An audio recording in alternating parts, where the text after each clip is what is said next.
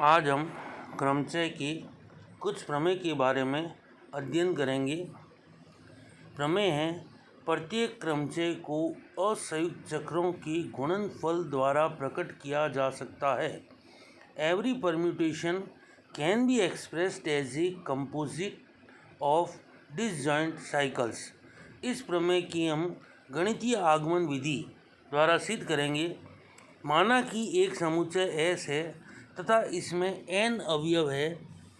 यदि n बराबर 1 तो प्रमेय स्वतः स्पष्ट हो जाती है कि प्रमेय स्वयं सिद्ध है। अब यह माना कि यह प्रमेय m n के लिए सत्य है तो सिद्ध करेंगे कि यह m n के लिए भी सत्य है।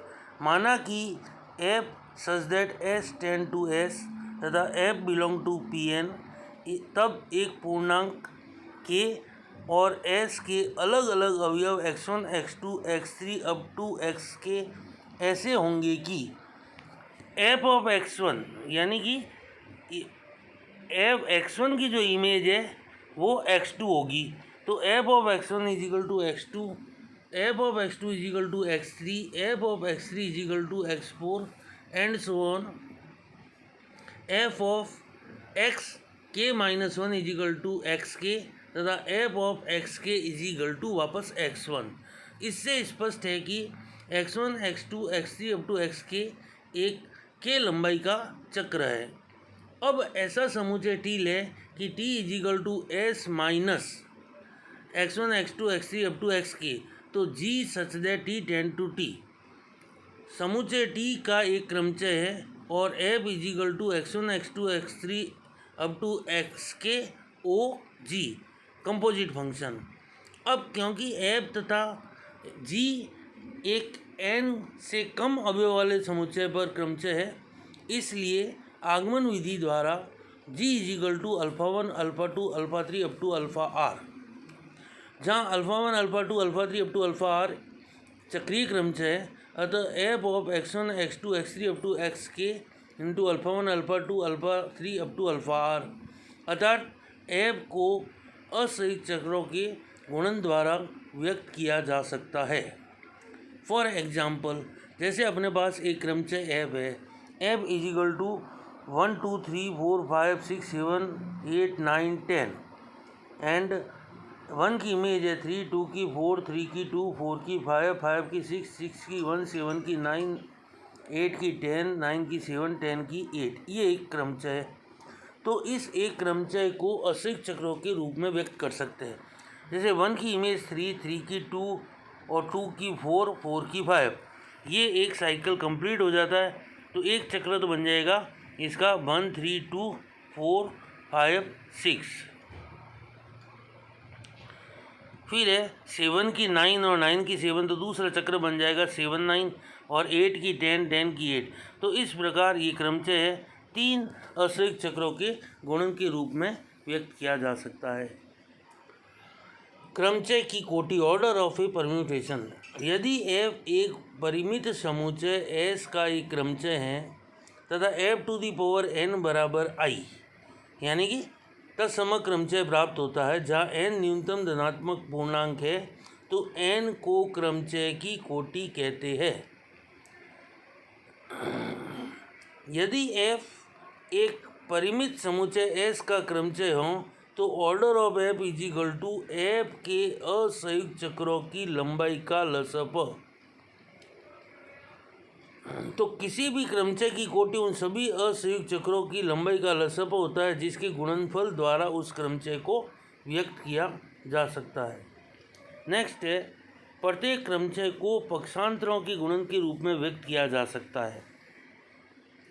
सर्वप्रथम ये सिद्ध करेंगे कि प्रत्येक चक्र को पक्षांतरों के गुणन के रूप में व्यक्त कर सकते हैं। इसके लिए माना कि x1, x2, x3 up to xm एक m लंबाई का चक्र है। इससे स्पष्ट है कि x1, x2, x3 up to xm is equal to x1 xm, x1 xm minus 1 and so on up to x1 x3 x1 x2, यानी कि प्रत्येक चक्र को पक्षांतरों के गुणन के रूप में प्रकट कर सकते हैं। अब इससे पूर्व प्रमेय में सिद्ध कर चुके हैं कि प्रत्येक क्रमचय को असंयुक्त चक्रों के गुणन के रूप में व्यक्त कर सकते हैं। उपरोक्त से स्पष्ट है कि प्रत्येक क्रमचय को पक्षांतरों के गुणन द्वारा प्रकट किया जा सकता है। जैसे फॉर एग्जाम्पल, एक चक्र है 1 3 5, तो 1 की इमेज 3, 3 की 5 और 5 की 1, तो 2 की 2 और 4 की 4 रहेगी। तो 1 2 3 4 5, 5 2 3 4 1। इसी प्रकार 1 2 3 4 5, 3 2 1 4 5। तो ये आ जाएगा 1 5 और 1 3, यानी कि इस एक असंयुक्त चक्र के दो पक्षांतर 1 5 और 1 3 के गुणन के रूप में व्यक्त कर सकते हैं। नेक्स्ट है सम तथा विषम क्रमचय, इवन एंड ऑड परम्यूटेशन। एक क्रमचय को पक्षांतरों के गुणन के रूप में प्रकट करने पर यदि पक्षांतरों की संख्या सम हो तो उस क्रमचय को सम क्रमचय कहते हैं। एक पक्षांतर सदैव विषम क्रमचय होता है। तत्सम क्रमचय एक सम क्रमचय होता है। दो सम क्रमचयों का संयुक्त क्रमचय एक सम क्रमचय होता है। दो विषम क्रमचयों का संयुक्त क्रमचय एक सम क्रमचय होता है। एक सम तथा दूसरे विषम क्रमचयों का संयुक्त क्रमचय एक विषम क्रमचय होता है। जैसे फॉर एग्जांपल कि रो इज इक्वल टू 1 2 3 4 5 6 7 8 और 9। 1 की इमेज 2, 2 की 3, 3 की 4, 4 की 5, 5 की 1, 6 की 7, 7 की 7, 8 की 9 और 9 की 8। सम है या विषम है, तो जैसे अपन इसको चक्र के रूप में व्यक्त करेंगे तो ये 1 2 3 4 5 और दूसरा आ जाएगा 8 और 9। तो 1 पक्षांतर में परिवर्तन करने पर इसका हो जाएगा 1 5 1 4 1 3 और 1 2 और 8 9 है। यहाँ हम देखते हैं कि कुल 5 पक्षांतर है, इसलिए यह क्रमचय एक विषम क्रमचय होगा। यदि किसी चक्र की लंबाई n हो, साथ ही n सम संख्या हो, तो चक्र विषम क्रमचय होगा। यदि विपरीत n विषम संख्या हो, चक्र सम हो।